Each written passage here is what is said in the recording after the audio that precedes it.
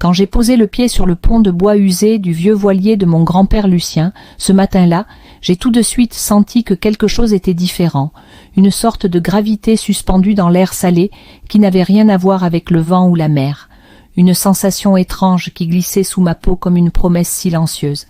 Il m'attendait près de la cabine, son éternel béret vissé sur sa tête argentée, son regard clair perdu dans l'immensité de l'eau, et lorsque ses yeux croisèrent enfin les miens, ce fut comme un fil invisible qui se tendit brutalement entre nous, une corde discrète mais impossible à ignorer. Je m'appelais Élodie, j'avais 28 ans, une vie encore hésitante, cabossée par des choix incertains, et cette escapade sur le bateau de Lucien, dans les criques sauvages de Bretagne, devait être une parenthèse de calme, une pause loin du tumulte de mes déceptions récentes. Mais dès ce premier regard, je compris que ce voyage ne ressemblerait à aucun autre, qu'il serait chargé d'autre chose, de quelque chose de plus profond, de plus troublant. Il me tendit la main pour m'aider à franchir la rambarde, et lorsque ses doigts noueux enveloppèrent les miens, une chaleur inattendue me traversa tout entière, comme un écho ancien qui se réveillait lentement dans mes veines. Lucien n'avait jamais été un grand bavard.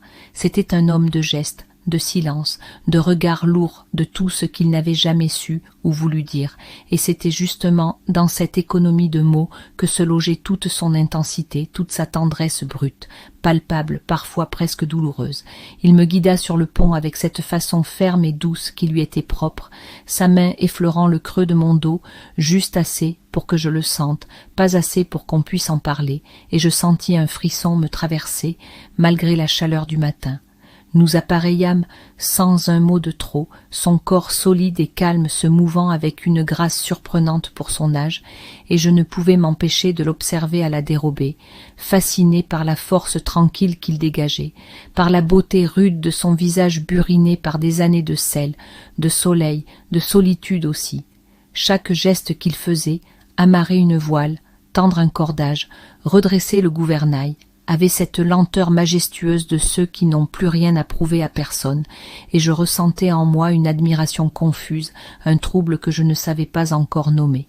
Nous dérivâmes longtemps, portés par un vent léger, sans autre bruit que le clapotis de l'eau contre la coque et les rares grincements du bois. Parfois, je surprenais son regard posé sur moi, un regard qui ne se détournait pas immédiatement, comme s'il cherchait à graver quelque chose de moi dans sa mémoire, et chaque fois je sentais mon ventre se nouer imperceptiblement.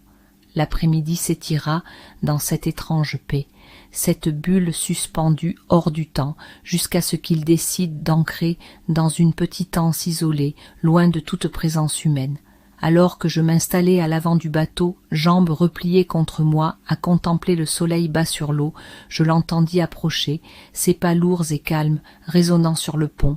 et lorsqu'il s'assit lentement derrière moi, suffisamment près pour que je sente la chaleur de son corps, mais pas assez pour que nous nous touchions, je sus que ce moment serait différent. Il resta silencieux de longues minutes, puis, dans un murmure presque hésitant, il me demanda si je voulais apprendre à manœuvrer seul, à tenir la barre, à sentir le vent et la mer sous mes mains, comme il l'avait appris lui-même autrefois, comme il voulait, sans le dire, me transmettre une part de lui. Je tournai la tête, nos regards se croisèrent, et dans ce contact, il y avait toute une conversation muette, tout un monde de choses tues, de sentiments enfouis, et sans réfléchir, je hochai la tête, incapable de rompre cette étrange alchimie naissante entre nous. Il se leva, m'aida à me redresser, ses mains se posant sur mes hanches pour me stabiliser alors que le bateau tanguait légèrement, et ce contact, ce simple contact, fit vibrer quelque chose en moi de si puissant, de si inattendu, que j'en eus presque le vertige. Il se plaça derrière moi, ses bras encadrant les miens, ses mains solides, recouvrant les miennes sur la barre, et doucement il guida mes gestes, sa voix grave murmurant à mon oreille des instructions que je n'entendais qu'à moitié, tant la chaleur de son souffle contre ma nuque me consumait lentement. Je sentais son torse contre mon dos, la tension contenue de son corps, son odeur de sel, de tabac froid et de vieux cuir, et tout mon être se tendait vers lui, avide, affamé d'un contact que je n'osais encore nommer. À chaque correction de mon geste, ses mains glissaient lentement sur mes bras, s'attardaient sur mes poignets, remontaient jusqu'à mes épaules dans un effleurement brûlant, et lorsque, dans un mouvement trop brusque, le bateau tangua légèrement, il me rattrapa contre lui d'un geste rapide, pressant mon corps tout entier contre le sien. Je sentis son cœur battre fort sous ma paume, sa respiration devenir plus lourde, et dans cet instant suspendu, nos corps collés, nos souffles mêlés, il n'y avait plus de distance, plus de passé, plus de lien de sang, seulement deux êtres perdus, seuls au monde sur ce petit bateau, livrés à un vertige qu'aucune raison ne pouvait plus contenir. Il desserra lentement son étreinte, mais ses mains restèrent posées sur mes hanches, lourdes, brûlantes, comme s'il ne pouvait pas se résoudre à me lâcher tout à fait, et je restais là, immobile, respirant son odeur, sentant son désir et mon propre trouble s'entremêler dans un silence chargé d'une tension presque douloureuse. Il baissa lentement la tête, son front venant effleurer mes cheveux, ses lèvres frôlant presque ma tempe sans jamais oser s'y poser, et ce fut ce non-baiser, cet aveu silencieux, qui scella entre nous quelque chose d'irréversible. Quand enfin il recula d'un pas, sa main effleurant la mienne une dernière fois avant de se forcer à s'éloigner, je restai là, vacillante, le cœur battant à tout rompre, sachant que rien, plus rien, ne pourrait être comme avant. Le soleil avait entamé sa lente descente vers l'horizon, teintant l'eau d'une lumière dorée presque irréelle, et sur le pont du vieux voilier, il n'y avait que le bruit du vent léger dans les voiles, le craquement du bois fatigué, et nos respirations encore légèrement désaccordées. Je n'osais pas tourner la tête vers Lucien, trop consciente de la manière dont son corps occupait l'espace autour de moi, de la chaleur qui semblait émaner de lui par vagues silencieuses, de ce lien invisible qui s'était tendu encore un peu plus entre nous, irréfragable et pourtant terriblement fragile. Il s'éloigna lentement, ses gestes plus lourds qu'à l'accoutumée, et alla s'asseoir à l'arrière du bateau, le visage tourné vers le soleil couchant, mais je savais, je sentais qu'il n'avait pas fui, qu'il attendait, tendu lui aussi dans ce moment suspendu où plus rien ne dépendait des mots. Je restai debout un instant, incapable de détacher mes mains de la barre qu'il avait serrée avec moi, comme si un peu de lui était resté là, gravé sous ma peau, puis, dans un geste à la fois instinctif et terriblement conscient, je me dirigeai lentement vers lui, chacun de mes pas résonnant étrangement fort sur le bois du pont, et plus je m'approchais, plus je sentais mon cœur cogner dans ma poitrine, affolé par l'audace de ce que je m'apprêtais à faire. Il ne bougea pas quand je vins m'asseoir à côté de lui, si près que nos bras se frôlèrent à chaque mouvement, mais je perçus le raidissement de ses épaules, la façon imperceptible dont sa main droite se crispa sur sa cuisse avant de se détendre lentement, comme s'il luttait contre l'envie presque irrépressible de tendre la main vers moi. Nous restâmes ainsi longtemps, côte à côte, silencieux, laissant le ciel s'embraser devant nous, laissant l'air salin nous envelopper, laissant nos corps s'apprivoiser sans un mot, sans un regard. Puis, dans un souffle, comme si c'était la chose la plus naturelle au monde, je posai ma tête contre son épaule, sentant sous ma joue la fermeté de ses muscles vieillis, mais encore puissants, sentant l'odeur mêlée de sel, de vieux cuir et d'une chaleur humaine qui m'envahissait tout entière. Il ne bougea pas d'abord, son corps tendu comme une corde prête à se rompre, et je sentis presque physiquement l'instant précis où il capitula, où il cessa de se battre, car sa main vint lentement couvrir la mienne posée sur sa cuisse, ses doigts calleux s'entrelacèrent aux miens dans un geste si doux, si intime, que j'en eus le souffle coupé. Le bateau dérivait lentement, bercé par le clapotis discret de l'eau contre la coque, et dans cette bulle hors du monde, je me laissai envahir par une émotion immense, écrasante, faite de gratitude, de désir, d'une tendresse si violente qu'elle m'emplissait jusqu'à la gorge. Je levai les yeux vers lui, cherchant son regard, et lorsqu'il tourna enfin la tête vers moi, ce que je vis dans ses yeux me bouleversa. Il n'y avait ni peur, ni honte, seulement une tristesse profonde, une infinie tendresse, et une soif silencieuse qu'il n'osait plus cacher. Ses doigts serrèrent un peu plus fort les miens, ses lèvres s'entr'ouvrirent comme pour parler, pour s'excuser peut-être, mais je posai doucement mon doigt contre sa bouche, l'empêchant de dire ce qui aurait pu briser cet instant si parfait dans sa fragilité. je m'approchai lentement, guidé par une force plus grande que moi, et dans ce mouvement je sentis toute l'histoire de nos vies se nouer, se réécrire, se recomposer en quelque chose de plus vrai, de plus beau. Mon front vint se poser contre le sien, et nous restâmes ainsi, paupières closes, respirant l'un l'autre, laissant nos âmes se frôler comme nos corps. Sa main libre monta lentement le long de mon bras, s'arrêtant à l'épaule, puis glissant avec une infinie précaution jusqu'à mon cou, effleurant ma peau du bout des doigts dans un frisson qui fit trembler tout mon être. Chaque geste de Lucien était un aveu silencieux, chaque caresse une demande muette, et je répondais à chacun d'eux dans un abandon de plus en plus total. Quand enfin ses lèvres trouvèrent ma tempe, ce fut comme un frisson d'électricité qui me traversa de part en part. Il déposa un baiser long, tremblant, si chargé d'émotions contenues que je sentis mes yeux s'emplir de larmes sans que je puisse les retenir. Il s'éloigna légèrement, et dans ce mouvement hésitant, maladroit presque, il me demanda d'un regard tout ce qu'il n'osait formuler, et je lui répondis dans un souffle, dans un geste, en effleurant du bout des lèvres la commissure de sa bouche. Ce baiser à peine esquissé, ce frôlement tremblant, fut plus bouleversant que n'importe quelle étreinte, car il portait en lui tout ce que nous avions tu, tout ce que nous avions enfoui, tout ce que nous avions cru interdit. Lucien se raidit sous moi une seconde, luttant encore contre ce flot irrépressible, mais lorsque je posai ma main contre sa joue, caressant doucement la rugosité de sa barbe, il céda enfin, laissant échapper un souffle brisé avant de poser ses lèvres contre les miennes dans un baiser vrai,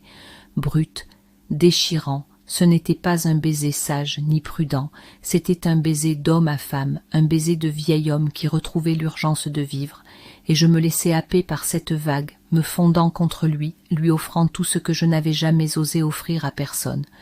Nous nous embrassâmes longtemps, sans honte, sans hâte non plus, savourant chaque seconde, chaque frémissement, chaque soupir partagé, et dans cette lente conquête de l'autre, je sentis quelque chose en moi se fissurer, se libérer, comme si ce que j'avais attendu toute ma vie venait enfin de se réaliser. Quand nous nous séparâmes, haletants, ébranlés, ses bras m'enveloppèrent dans une étreinte si forte, si protectrice, que je compris que, quoi qu'il arrive désormais, nous ne serions plus jamais seuls, plus jamais incomplets. La nuit tombait lentement sur la mer, enveloppant notre bateau et nos corps enlacés dans un cocon d'ombre et de lumière pâle, et dans ce silence chargé d'une émotion brute, je sus que nous venions de franchir une frontière invisible, une frontière d'où aucun retour n'était possible ni souhaité. La nuit s'était installée pour de bon autour de nous, enveloppant le vieux bateau dans un cocon de ténèbres douces, seulement troublé par le clapot, temant tranquille de l'eau contre la coque et le grincement lent des haubans sous la caresse régulière du vent. Nous étions restés là, l'un contre l'autre, sans bouger, sans parler, dans une étreinte silencieuse aussi précieuse que fragile, comme deux naufragés, trouvant enfin un rivage commun, et je sentais sous ma joue appuyée contre son torse le rythme apaisant de son cœur, ce battement régulier qui me berçait mieux que n'importe quelle chanson douce. Lucien avait glissé sa main dans mes cheveux, la caressant lentement, comme s'il cherchait à m'imprégner de lui par ce geste simple, et je me laissai faire, les yeux clos, respirant l'odeur chaude de sa peau, sentant la rugosité tendre de ses doigts sur mon cuir chevelu, chaque caresse un peu plus lente, un peu plus lourde de tout ce que nous avions jusque-là tenté de repousser. À un moment, il bougea légèrement, ajustant sa position, et je profitai de ce mouvement pour relever la tête, pour chercher son regard dans l'obscurité adoucie par le reflet des étoiles sur l'eau. Nos yeux se trouvèrent, et il y eut dans cet échange un vertige immédiat, une reconnaissance silencieuse de ce que nous étions devenus l'un pour l'autre en quelques heures irréversibles. Il glissa lentement ses doigts le long de ma joue, de ma mâchoire, jusqu'à mon menton qu'il bascula très légèrement vers lui, et cette simple pression si douce, si maîtrisée, me fit frémir de tout mon être. Je me penchai vers lui sans réfléchir, répondant à l'appel muet de son regard, et nos lèvres se trouvèrent à nouveau, naturellement, avec cette même lenteur poignante, cette même intensité tremblante, comme si chaque baiser était une première fois sacré, irremplaçable. Ce baiser fut différent du premier, plus profond, plus affamé, et pourtant toujours empreint d'une délicatesse infinie, une sorte de révérence silencieuse à ce miracle improbable que nous étions en train de vivre. Sa main glissa le long de mon dos, puis remonta doucement, s'attardant sur ma nuque, ses doigts massant lentement ma peau sensible, me tirant de petits gémissements étouffés que je n'avais pas le courage de retenir. Chaque frôlement, chaque pression était comme une onde qui se propageait à travers moi, amplifiant un désir qui devenait de plus en plus difficile à contenir. Lucien s'écarta légèrement, son front toujours appuyé contre le mien, ses yeux brillants d'une émotion contenue qu'il ne tentait plus de cacher. Il me murmura dans un souffle rauque que je lui faisais perdre la tête, que jamais il n'aurait dû me laisser venir aussi près, mais que maintenant il en était incapable, qu'il ne pouvait plus me repousser, qu'il ne voulait plus se protéger de moi. J'accueillis ces mots comme on accueille une caresse attendue depuis toujours, les gravant dans mon cœur avec une intensité qui me coupa presque la respiration. Je glissai mes mains sous son pull, découvrant la chaleur brute de sa peau marquée par le temps, ses muscles encore solides sous mes doigts, et il ferma les yeux en inspirant profondément, ses mains se crispant brièvement sur mes hanches, avant de se détendre à nouveau dans une caresse plus douce, plus tendre. Il ne bougeait pas brusquement, il prenait son temps, me découvrant comme on explore une île précieuse, lentement, avec crainte et émerveillement mêlés, et je me sentais fondre sous ses gestes, chaque effleurement me rapprochant un peu plus de ce point de non-retour où le corps et l'âme s'abandonnent sans réserve. Dans un geste d'une infinie lenteur, il me fit basculer en arrière, me faisant glisser doucement sur les coussins usés du pont, et il s'étendit à moitié au-dessus de moi, soutenant son poids sur un bras, son autre main explorant mon visage, mon cou, le haut de ma poitrine, dans une chorégraphie si douce, si respectueuse, que je sentais mes larmes affleurer à nouveau, cette fois de bonheur pur, brut, immense.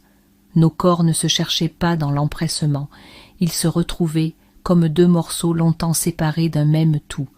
Quand sa bouche quitta la mienne pour descendre lentement le long de ma gorge, effleurant ma peau de baisers légers, comme des promesses, je laissai échapper un soupir tremblant, incapable de retenir plus longtemps l'émotion débordante qui m'envahissait. Il s'arrêta parfois, relevant les yeux pour capter mon regard, pour s'assurer que je le voulais autant que lui, et à chaque fois, je lui répondais d'un simple geste, d'un frémissement, d'un sourire humide, incapable de formuler en mots tout ce que mon corps criait silencieusement. Nous restâmes ainsi longtemps, explorant cette intimité nouvelle, avec une lenteur sacrée, tissant entre nous un lien si fort, si viscéral, qu'il en devenait presque douloureux. Chaque baiser, chaque caresse, chaque soupir partagé nous rapprochait un peu plus de l'inéluctable, de ce moment où plus rien d'autre n'existerait que la vérité nue de notre désir mutuel, irrépressible, lumineux. Et dans l'obscurité tiède de cette nuit d'été, sur ce bateau devenu sanctuaire, je sus que la suite serait inévitable, qu'aucun retour en arrière ne serait possible ni même souhaité. Le silence qui nous enveloppait n'était plus seulement celui de la nuit tombée, c'était une matière dense, vivante, pleine de tous les gestes esquissés et de tous ceux encore à venir, une toile invisible tendue autour de nos corps alanguis sur le pont usé du vieux bateau qui tanguait doucement sous nos respirations entrelacées. Je sentais chaque battement de son cœur sous ma paume posée contre son torse, chaque frémissement sous sa peau chaude, chaque soupir étouffé qui disait, sans mots, toute la lutte qu'il abandonnait peu à peu entre mes bras. Lucien m'avait regardé longtemps, ses doigts dessinant des arabesques lentes sur la courbe de mon épaule nue, ses lèvres frôlant parfois ma tempe, parfois le creux de mon oreille, dans une lente procession de caresses aussi respectueuses que brûlantes, et moi, incapable de détacher mon regard du sien, incapable de retenir l'appel silencieux de mon propre corps, je m'étais abandonné à lui sans hésitation, sans crainte, porté par une certitude viscérale que rien, ni la morale ni le temps, ne pourrait nous empêcher de nous appartenir cette nuit-là. Il glissa ses mains sous ma robe légère, ses paumes rugueuses effleurant ma peau avec une tendresse infinie, comme s'il craignait de me blesser, comme s'il voulait mémoriser chaque courbe, chaque frisson, et chaque mouvement qu'il faisait me délier un peu plus de moi-même, me fonder davantage dans cette bulle où seul comptait ce que je ressentais, ce que nous ressentions ensemble, sans peur, sans honte. Je relevai lentement mes bras, lui offrant mon corps avec une confiance absolue, et il fit glisser le tissu sur mes épaules, le laissant tomber entre nous dans un bruissement presque inaudible, ses yeux ancrés dans les miens tout au long du geste, comme pour me dire que je pouvais encore arrêter, que je pouvais encore choisir. Mais il savait déjà, comme moi, que mon choix était fait, qu'il l'avait toujours été, inscrit dans chaque regard, chaque frôlement, chaque battement de cœur depuis le début de ce voyage. Lucien caressa mes flancs nus du bout des doigts, descendant lentement jusqu'à mes hanches, puis remontant en effleurant à peine mes côtes, et son toucher si délicat me fit frémir d'une vague de chaleur douce et inexorable, une vague qui m'envahit tout entière, dissolvant les dernières résistances, les dernières barrières de mon esprit. Il se pencha sur moi, déposa un baiser d'une douceur inouïe sur ma clavicule, puis un autre un peu plus bas, et je sentis ses lèvres dessiner sur ma peau un chemin de feu silencieux, chaque effleurement marquant un territoire nouveau entre nous, un territoire où seuls nos souffles mêlés, nos gémissements étouffés et la promesse muette de l'abandon comptaient. Je glissai mes mains dans ses cheveux, caressant la nuque solide où je sentais la tension contenue de son désir, l'urgence qu'il refoulait encore pour ne pas me brusquer, pour me laisser le temps de m'ouvrir complètement à lui, et ce respect, cette patience infinie, me bouleversèrent plus profondément que n'importe quel mot d'amour. Il releva la tête, ses yeux cherchant les miens dans la pénombre,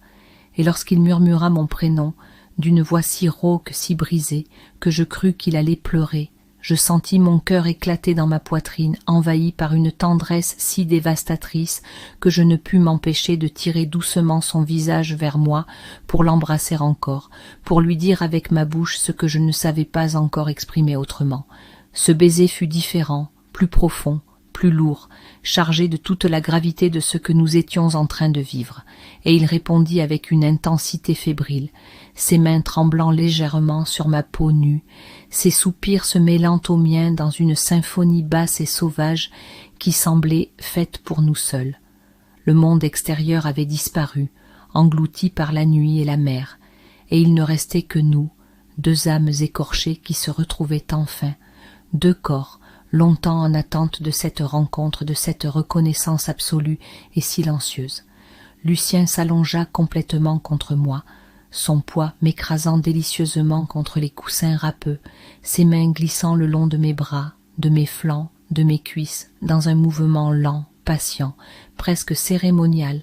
comme s'il me découvrait pour la première fois, comme si chaque centimètre de ma peau était un trésor à chérir, à vénérer. Je sentais son désir contre moi, dur, brûlant, retenu par une force surhumaine, et cette retenue, loin de diminuer mon propre désir, ne faisait que l'attiser, l'amplifier, jusqu'à rendre chaque frôlement, chaque soupir, chaque gémissement presque insupportable. Nous nous perdrions, l'un dans l'autre, je le savais, c'était écrit, dans la manière dont ses mains tremblaient légèrement, en caressant mes hanches, dans la manière dont ses lèvres s'attardaient sur ma gorge, buvant mon souffle comme une promesse.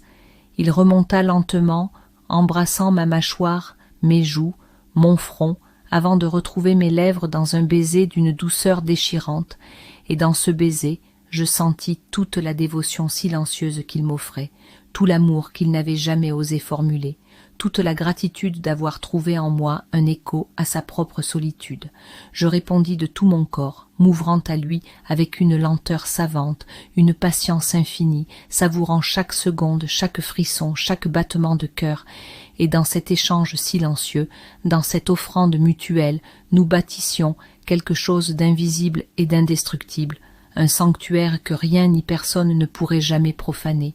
La mer roulait doucement sous nous, comme une respiration profonde, un cœur discret accompagnant notre lente dérive vers l'inévitable, et dans cette nuit sans fin, dans cette étreinte tissée de lumière et d'ombre, je compris que nous étions en train de franchir une frontière dont nous ne reviendrions jamais, une frontière que nous n'avions même plus envie de nier. La nuit était devenue presque immobile, suspendue dans une clarté d'étoiles si fine qu'on aurait cru flotter dans un rêve,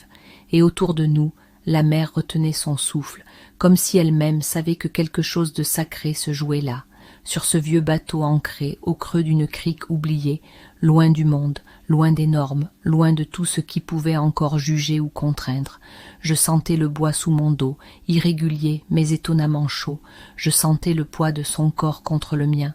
non pas comme un fardeau, mais comme une couverture, comme un abri, et dans ses yeux penchés au-dessus de moi, je lisais une émotion si vaste, si bouleversante, que j'en eus les larmes aux yeux. Lucien me regardait comme un homme qui a marché toute sa vie dans le désert et découvre enfin l'eau, avec cette soif inquiète, cette gratitude mêlée de peur, cette dévotion silencieuse qui me serrait le cœur plus sûrement qu'aucune caresse, et lorsqu'il murmura mon prénom une seconde fois dans un souffle presque inaudible, je sentis mon ventre se nouer doucement, non de peur, mais d'un abandon profond, d'une confiance si totale que je n'avais plus besoin de réfléchir, plus besoin de me retenir. Je posai mes mains sur ses joues rugueuses, je traçai lentement du bout des doigts la courbe de ses tempes, les plis marqués par le temps, et je l'attirai vers moi, pas brusquement, pas par désir brut, mais comme on attire à soi ce qui a toujours été là, juste hors de portée. Son front vint toucher le mien et nos souffles s'entremêlèrent dans une lenteur bouleversante, dans un silence chargé de 1000 aveux que nous n'avions jamais su formuler autrement que par des gestes. Ses lèvres cherchèrent les miennes sans les prendre tout de suite, comme s'il s'autorisait enfin à être vulnérable, à se donner, à risquer, et ce moment d'hésitation me bouleversa plus que le baiser lui-même, car dans cette attente, il y avait tout ce qu'il me confiait sans mots, son âge, ses regrets, ses doutes, mais aussi tout ce qu'il était encore, pleinement, entièrement, vivant et vibrant. Alors je posai doucement mes lèvres sur les siennes, et dans ce baiser, nous franchîmes ensemble cette ligne invisible que nous avions si longtemps contournée. Ce baiser-là, le vrai, le premier dans toute sa profondeur, fut un glissement, une bascule, un cri muet, retenu depuis des jours, des années peut-être, et il n'eut rien de maladroit, rien de furtif. Il fut lent, chargé de chaleur, de crainte et de certitude mêlée, et je sentis son corps tout entier se tendre contre le mien, non pas dans un élan précipité, mais dans une vague lente, déferlante, irréversible. Il m'embrassait avec cette gravité tendre qui donne à l'amour une force qu'aucune jeunesse ne peut égaler, et moi, je lui répondais avec tout ce que j'étais, tout ce que j'avais toujours tu, tout ce que j'étais venu chercher, ici sans le savoir. Nos mains s'étaient trouvées, s'étaient liées, et il les serra fort contre son torse, comme s'il craignait qu'un souffle, une hésitation puisse encore tout effacer, mais il n'y avait plus rien à effacer, plus rien à nier. Nous étions là, unis dans un baiser sans retour, et autour de nous, tout s'était évanoui, la morale, la distance, les années écoulées. Il ne restait que cette nuit, cette étreinte, cette sensation d'avoir enfin trouvé ce lieu secret, au creux de l'autre, où tout devenait possible. Il m'a enlacé avec une force douce, il m'a bercé contre lui en silence, ses lèvres pressées contre ma nuque, sa main couvrant mon cœur, et nous sommes restés ainsi longtemps, sans plus parler, les corps étroitement noués dans une paix nouvelle, une paix si rare, si absolue, que j'ai compris alors que ce que nous avions partagé ne pourrait jamais être réduit à un geste, à un acte, à une erreur. C'était un ancrage, une évidence, un lien né de la solitude et grandi dans la lumière d'une nuit où plus rien n'avait d'importance que cette vérité nue. Il m'avait choisi, et je l'avais choisi aussi, sans condition. Au petit matin, je me suis réveillée blottie contre lui, nos corps encore entremêlés, et dans la pâleur de l'aube, il a glissé ses doigts dans les miens, puis il m'a regardé comme s'il me voyait vraiment pour la première fois. Il n'a pas parlé tout de suite, mais quand il l'a fait, sa voix tremblait à peine. « Si tu veux, on l'oublie », a-t-il murmuré. J'ai serré sa main plus fort, et je lui ai répondu sans détour, sans peur. « Non, je veux m'en souvenir, chaque seconde. » Et c'est ce que j'ai fait. Depuis ce jour-là, je porte en moi ce baiser comme une cicatrice douce, comme un secret immense, comme un lieu intérieur où je peux revenir quand tout devient flou. Ce n'est pas une histoire qu'on raconte. C'est une histoire qu'on garde, qu'on respire, qu'on chérit, parce qu'au fond, ce qu'il m'a fait faire ce soir-là dans son bateau, ce n'était pas juste franchir une ligne, c'était ouvrir un passage, me faire exister autrement, entièrement, pour la première fois.